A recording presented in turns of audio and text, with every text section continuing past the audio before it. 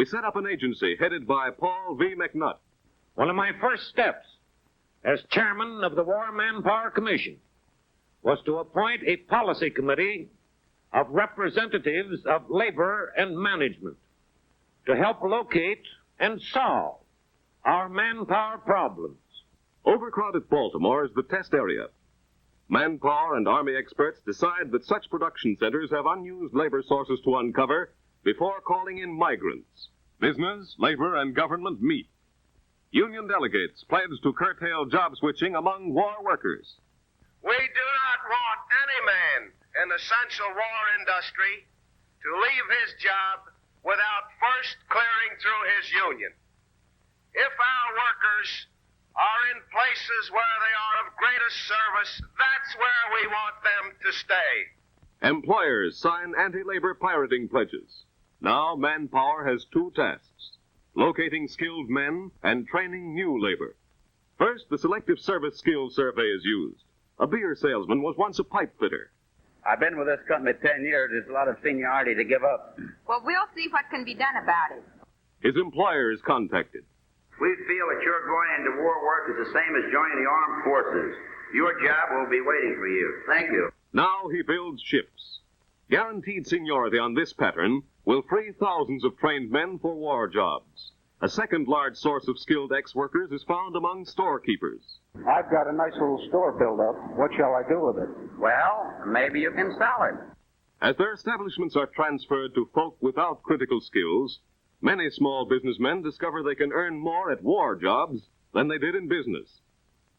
There is no time to train men in skills that take years to develop. Manpower's next move is to list all non-war enterprises which can be called upon to give up skilled workers. The commissioner informs a department store manager that a gun carriage plant urgently requires men. Boys, the War Manpower Commission wants some of us to change over to war industry. Leo, you want a job? Okay with me. Within the war plants, skills are spread. An experienced machinist breaks down his job so that parts can be handled by new men. The second phase of Manpower's program is to find and train people for the millions of jobs that do not demand long-time skills. In government schools all over the country, such workers train for jobs of vital importance. Day and night classes are conducted. To these free schools also come men who have lost their jobs as a result of the shutting down of peacetime enterprises affected by priorities on materials. Salesmen, clerks, clothing workers in specially affected areas learn new trades. In a month or 6 weeks, a man can go to work as a welder on ships, tanks, guns. What I'm doing? Okay. With every man utilized, we are still short millions of hands. We must call upon women. At first, women go into service jobs, releasing men for the Army and for war industries. Out of 50 million women at the beginning of the war, 10 million were working. In war towns all over the United States, women are called upon to leave their homes and take jobs. Among our young, unmarried women, and among older women whose children are grown, we have a large reserve. They discover that factory work is usually no more difficult than housework. Employers find that women can do many jobs as well as men, some jobs better. Training schools are open for women. Light metals used in aircraft are easy for women to handle. But they undertake every form of shop work, even invading such fields as welding, hitherto reserved for men. Machine operations requiring patience and accuracy attract them at once. How do you like it? I love it. So great is the need that employers come to the schools to select and hire women before they complete their course. Those who wish to remain and finish their schooling. Tens of thousands of women are already at work in aircraft. More are being added as fast as they apply. This solves the breadwinning problem for many families whose men are at war. The government's policy is that women should get the same pay that men get for similar work. What do you do with your money? Save it. Where necessary, machinery is adapted for women's use. When a hand drill weighs heavily on feminine muscles, the lazy arm drill is introduced to take off the strain. As women are urged to take factory jobs, The Army assures them this will not necessarily affect the draft status of their husbands, so long as they're maintaining a bona fide family relationship in the home.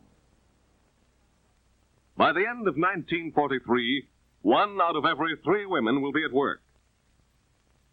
When married women with small children have to take jobs, everything possible will be done to provide day care for the children. In the meantime, as men are drawn from the farms into our armed forces, America's youth finds its place in the war effort. Thus, the Manpower Commission utilizes voluntary means to organize our entire population for war. But we've already indicated through a national poll that we're willing to have such a program enforced by law. Today, a vast network of government employment agencies acts as our war manpower clearinghouse. If you are retired, your local U.S. employment office may arrange to train you for work right in your own community. Should you be physically handicapped, you will find your country is making special efforts to adapt your abilities. 4,500 local offices of the United States Employment Service are guiding us to our places in the war effort. Don't move around on your own. Consult a government agency first. If you're a woman who has never worked, you will find courses ready for you. Prepare now. You will be needed. By the end of 1943, 1 out of every 2 active Americans will either be in war production or in the fighting forces. The rest of us will be feeding, clothing, housing the front-line fighters and workers. Only then will we be fighting with every muscle. Only at that point can we say that all work is war work.